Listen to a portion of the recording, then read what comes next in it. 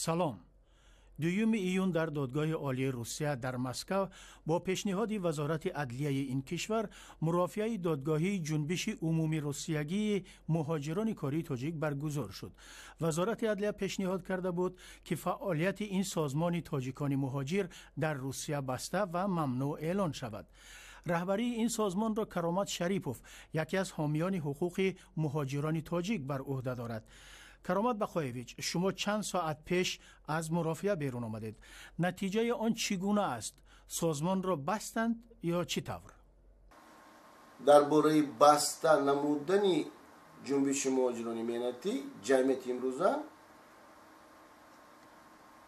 فقط دلیل ها نداشتن و هرچند اونا پیشنهاد نمودن که برای آن پیشنهاد آمدن آنها اشتراک نمیدن، این بود یگانه فکر بستن این جمعیت بود و موافق قرار خود، موافق گفتای در هنگام جلسه سودیا این پیشنهادهای از طرف نماینده های جنبش مهاجران به نظر گرفت و تکلیف نمود با یکدیگر فهمی و دوام دادن کار در آینده و سودیا تیار است بعد از ماه ایول اولی ماه اوگوست، 9 اوگوست بار دیگر در سر میز نشستن در جلسه سودی بالایی و از بین برداشتنی چنین پیشنهادها، یکی درست نمودن از طرف ما حرکت نمودن، خطاگویی که از خطاگوی کوتاه است و اصلاح شونده است و گذراندن خودی انجمن عمومی روسیوی این در ماه ایون میگذرد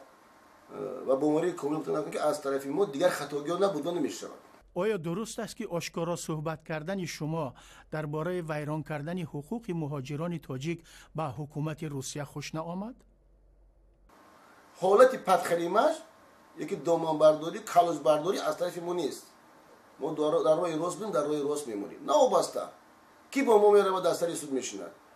برای همین اگر خواهیم که آینده همین ملت رو دیدن بود آشکارانه آزادانه سخن نماییم و رهبر جمعیت پنهان کردن وی برای من این دشمنی خودی ملت حساب می‌کنند. یگان چیز رو باید پنهان نکنند.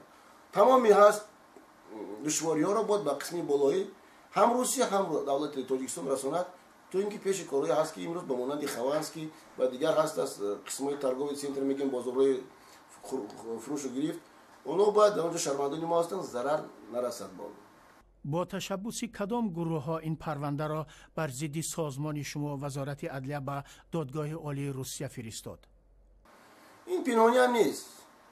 اینا شخصانی که امروز ما گام میزنیم رابطه داده.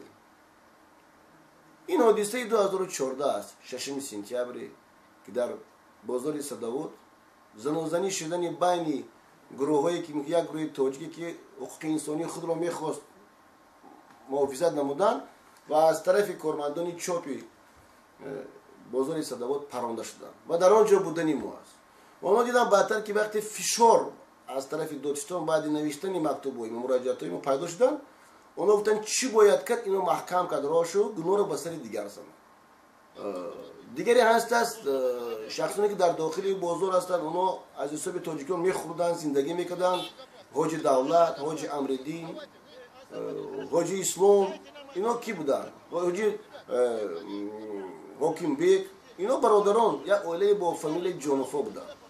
اینا ملت را مجبور میکردن و ملت از ما آزادی میخواست و باوری کامل دارن که همین مزد که به این هم عدلیه هم با قسمی مور و پتروف که دادند از همین شهروندان تاجیک کشیده گرفته با آنها دادن برای محافظت نمودنی کارهایی که آنها غش گردونی با کاری بد دست میزدن.